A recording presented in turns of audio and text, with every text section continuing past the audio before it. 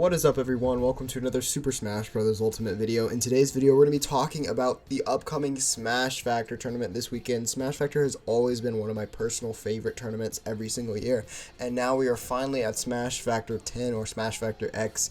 10th anniversary of Smash Factor, so this is going to be a huge tournament, and I wanted to talk about my predictions for the ultimate bracket. They have 697 confirmed entrants right now, so obviously this is a super major just based on how many people are going and based on the talent that is there. And looking at our talent, our top 3 seeds, we have Spargo, Tweak, and Leo. I saw a lot of people talking about whether they think Leo should be seated higher or lower, and I'm on the opinion that honestly, based on Leo's results the past few tournaments, I think I saw that he has only top 8'd 3 out of 8 super majors that he's appeared in this year.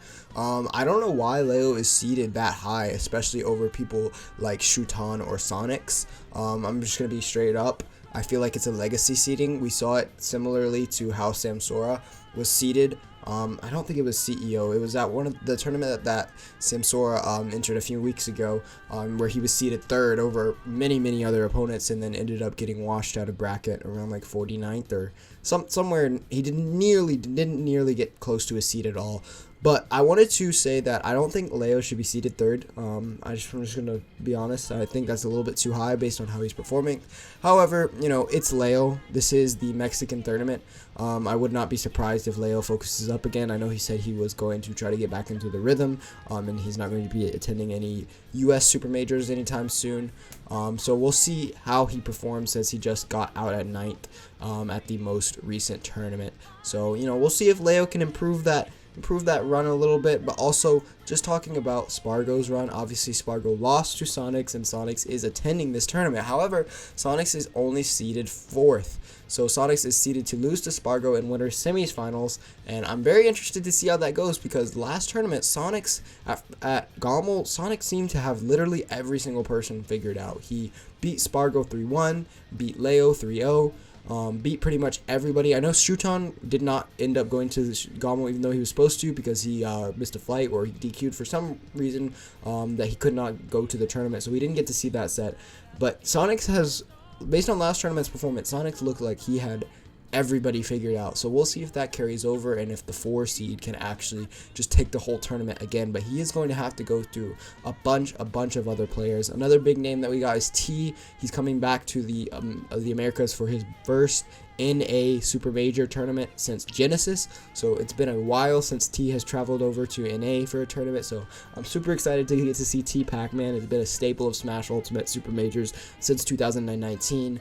We are going to get to see Gluttony as well here. Gluttony is always a danger for the upsets. Consistent top 10 player since Ultimate has come out. It's always great to see him at NA tournaments. And then obviously, based in the losers bracket, or the projected losers bracket, we have Kameme.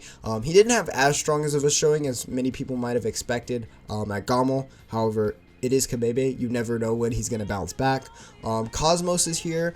Cosmos also didn't have a great showing at Gommel, but we'll see if Cosmos can finally start getting into the groove again. I know he said he was going to play Inkling again a little bit, and then he never did. But I really would like to see Cosmos Inkling again. I think that would be great.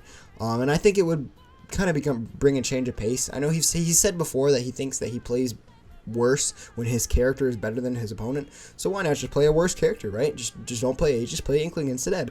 Mudace is at this tournament too. We know with Mudace that Mudace can be very good sometimes, and he can also be very bad. So if Mudace is playing on point, I could definitely see Mudace making a lot of upsets and making it to the winner side of top 8. Very easily could do that. Sky a huge upset factor. Shiny Mark is also at this tournament. Meister's at this tournament.